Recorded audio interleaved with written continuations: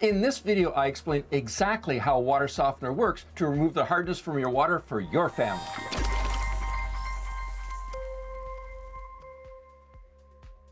Hi, I'm Gary the Water Guy, and I simplify water filtration to help you conquer crappy water for your family. Every water softener has two tanks. The one with the control valve at the top is called the media tank. The other tank, that kind of looks like a garbage can with a lid that you open holding the salt, is called the brine tank. Sometimes the media tank is actually sitting inside the brine tank. Whenever you run water in your home, the water flows through the valve and down through a bed of small plastic beads, kind of look like honeycomb cereal, but are a whole lot smaller.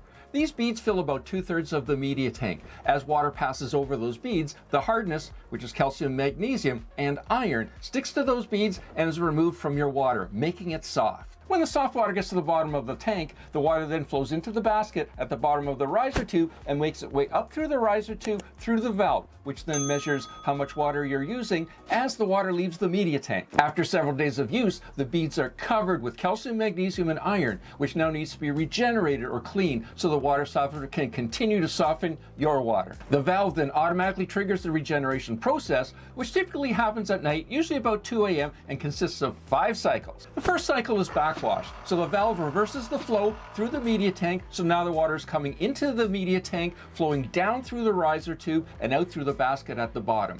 And as it flows up, it expands the media to fill the whole tank and flushes all the debris out of the tank into the drain. Meanwhile, in the brine tank, you have water and salt. The water absorbs the salt, making brine. Next, the brine from the brine tank is sucked up into the media tank through this 3/8 inch tube. As the brine runs over the resin beads or media, it releases the hardness and recharges those beads while flushing the calcium, magnesium, and iron to the drain. The brine cycle is the longest cycle. It can take anywhere from 20 to 60 minutes. So the next cycle is another backwash cycle. So again, the media beads are backwashed fully to remove all the brine and flush down the drain. So then we move to the rinse cycle. Flow now shifts back through the media beads and back up through the riser tube. So as the water flows down through those media beads, it settles the media beads back into place and gets it ready for the last cycle. So the last cycle is the fill cycle. The valve puts the right amount of water into the brine tank to make the correct concentration of brine for the next regeneration and put your water softener back into service. Looking for more information about water softeners? Well, check out our websites,